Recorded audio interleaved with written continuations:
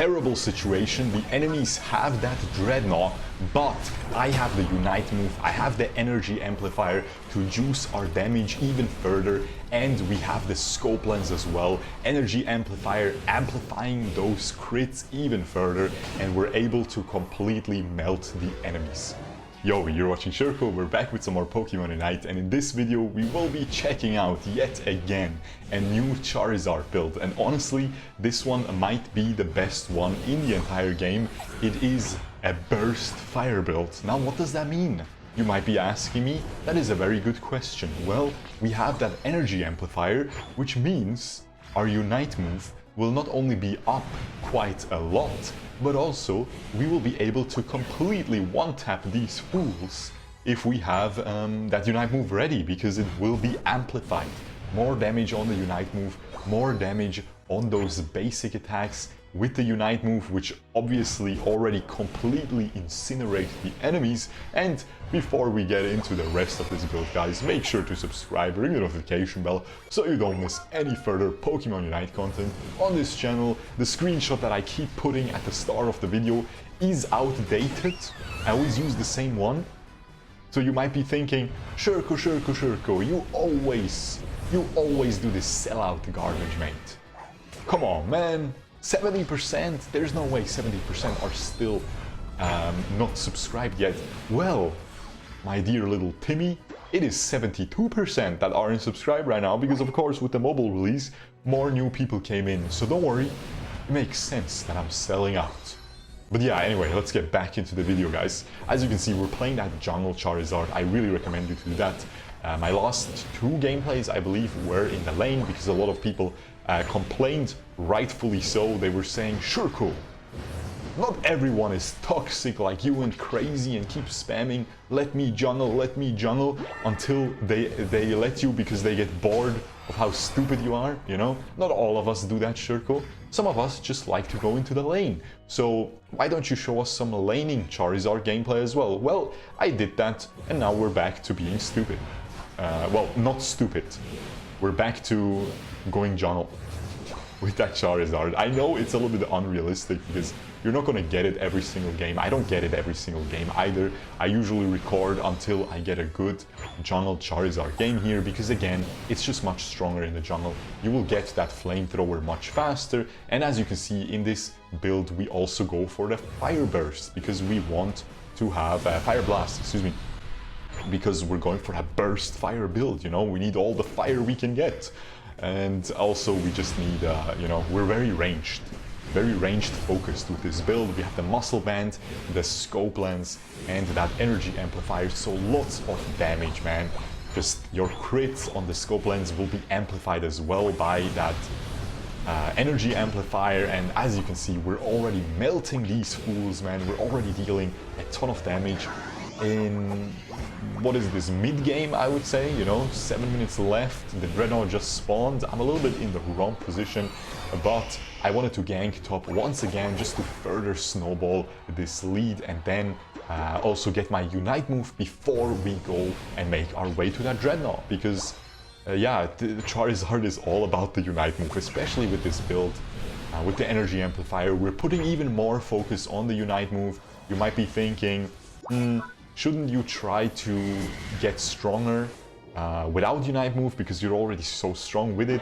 Well, yeah, kind of, but the thing is that Energy Amplifier not only improves your Unite move, but also makes it have less cooldown. So that is very nice, and as you can see, we're completely melting them. And even the little War Turtle, which is supposed to counter us, stands no chance at this point.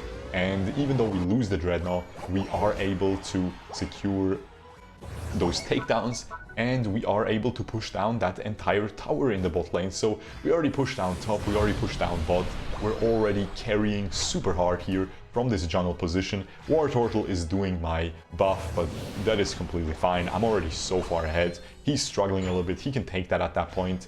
It was laying around for a long time. Don't be afraid to steal some of your junglers' farm if they're doing well, if they're busy ganking. Don't just leave it there, you know, because that is just a waste And here, once again, you can see we pretty much just won this jungle matchup as well, super hard, right?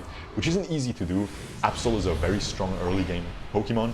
Meanwhile, the Charmander, Charmeleon are pretty weak early game.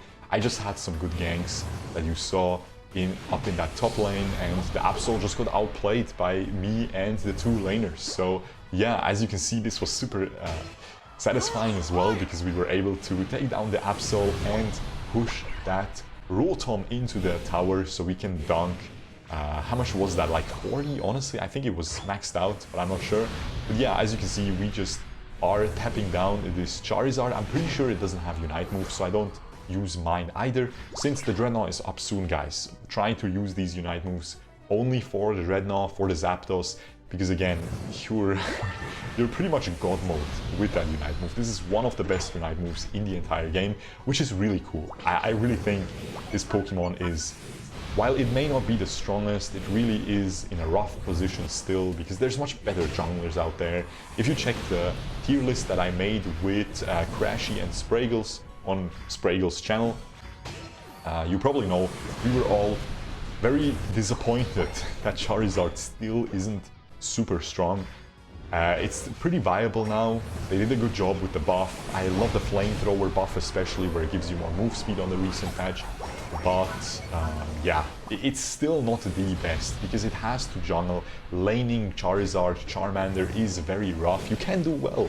I showed you in my previous two gameplays, but jungle is much more consistent, and there's so many better junglers, man. You know, there's really broken junglers right now, like that Talonflame, like that Zeraora is still really strong. The Venusaur in the jungle is super insane. I mean, it's completely broken. And yeah, the Sylveon, obviously, even after the nerf, still extremely strong. So you just have more better options. But if your team lets you jungle with this big man, here I couldn't stop him because my Unite move expired, which means I can't basic attack for like a full second. I'm just standing there. So he was able to take that little catapult, jump away. But we're just keeping up our damage, you know. I jumped over the wall, my team followed up. We're able to finish them anyway. And here I'm just trying to score, but I realize, it's still a minute left until the points get doubled, so I would rather save these 50 for that. And it was also just a little bit risky in general.